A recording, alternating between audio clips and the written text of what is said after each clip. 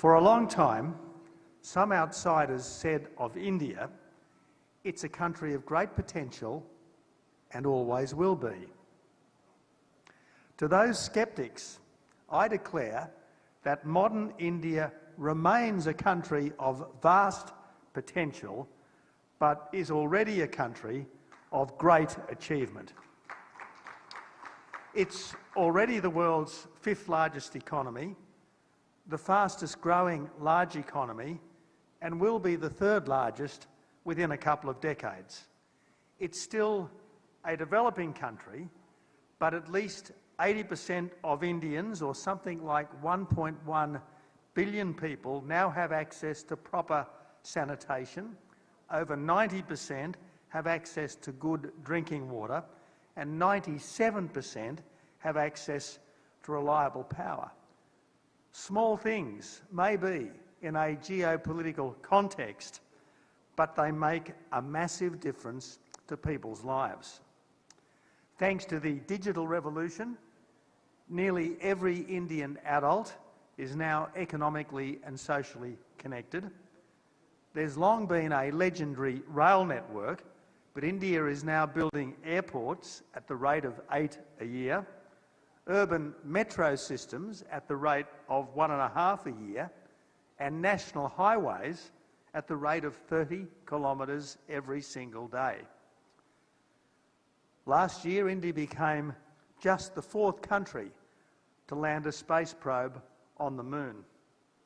And after several decades of the licence Raj, India is now roaring down the runway to economic takeoff. Companies such as the Ambani Group, Tata and Infosys are among the world's largest.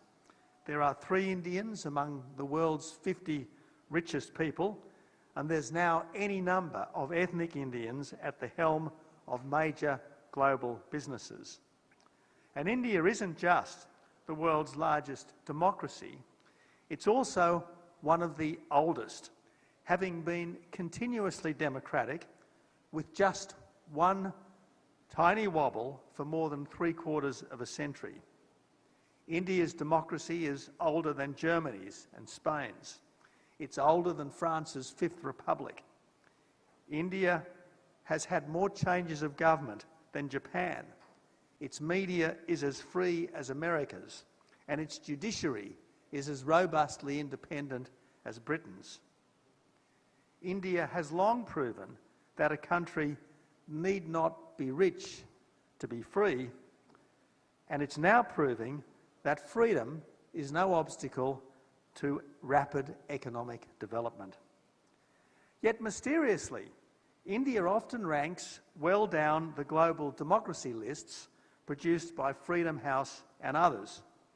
Perhaps that's because they think of Prime Minister Modi as a Hindu nationalist, when I think he's better called an Indian patriot who necessarily takes Hinduism seriously as by far the country's biggest creed.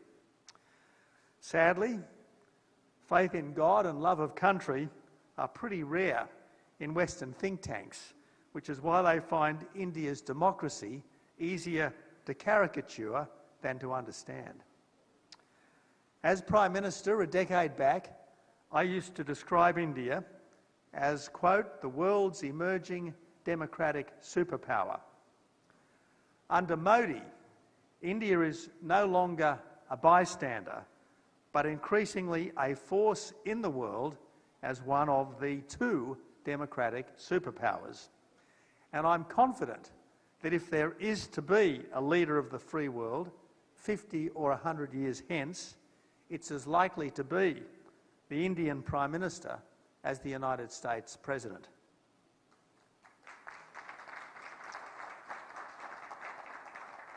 India has always been the superpower of the subcontinent. It's never been the aggressor in its wars and tensions, which it's always tried to resolve quickly, fairly, and in ways that allow others to be the best they can. And now, global leadership is beckoning. For a long time, India was a leader of the non-aligned movement, trying to stay aloof from big global struggles. Now, India is a leader of the global south, and as such speaks up for poorer countries to get the fair go they deserve, for all to have the respect and the national independence that India won for itself against the superpower of the day that was slow to acknowledge India's right to be free. To that end, India has now helped to form a new partnership for freedom and development. Unlike NATO, the Quad is not American-led. Indeed, it would not exist but for Shinzo Abe's foresight and determination, and for Narendra Modi's perception and magnanimity. Unlike NATO, the Quad is not a military alliance. Unlike NATO, it lacks formal structures. It's actually a bit like the Five Eyes, a largely informal network based on shared values, common interests and high ideals that's nonetheless helped to keep the peace for 7 decades. As Foreign Minister Jaishankar said on the weekend, the Quad is, quote, here to stay, here to grow and here to contribute. And if that works out with annual leaders' summits and scheduled officials' meetings, it certainly could be the most important strategic initiative since NATO. Even though it's not against anyone, it's for the rights of all to be free and aims to help all to be better off in a world of peace, national freedom and international cooperation to tackle global problems like underdevelopment, infrastructure poverty and environmental degradation. But that does mean standing strong against those who would breach the peace. The militarist, Islamist and communist dictatorships that think they have a right to impose their systems on others, and that could, if mishandled, plunge the world into a new dark age.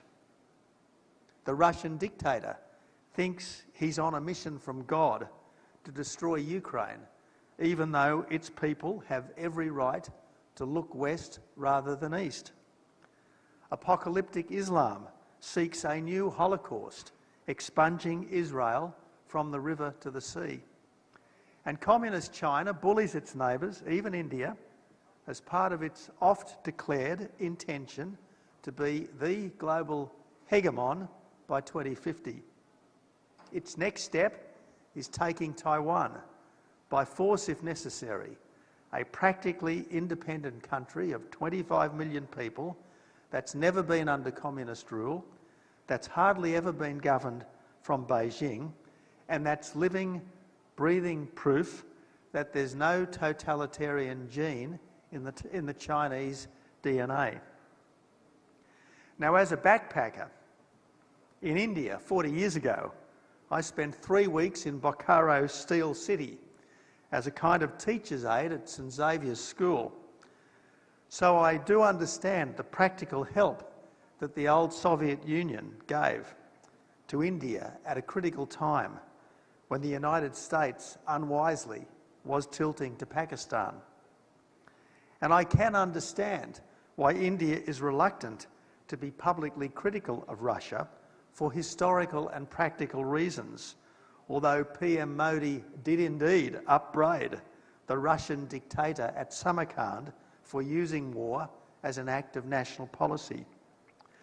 Even so, I've yet to meet an Indian who doesn't think that the wanton destruction of Ukrainian cities without the slightest attempt to minimise civilian casualties is simply evil.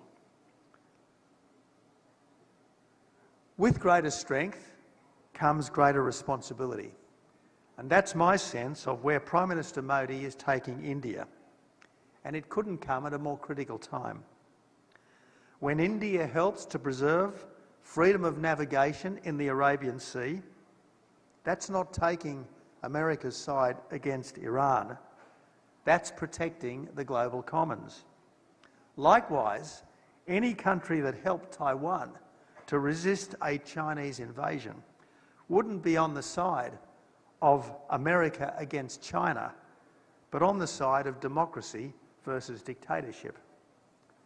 Were India to help Taiwan, a bit like it helped Bangladesh 5 decades back, far from playing the great power politics it's always deplored, it would be helping the weak against the strong in the eternal struggle to heed the better angels of our natures.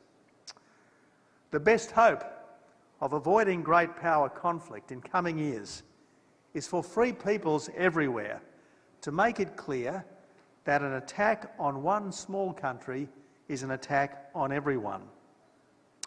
So, my friends, there is no doubt that this will be an Indo-Pacific century, but with its unshakable commitment to democracy and the rule of law, let's hope that this Indo-Pacific century turns out to be more India's than China's.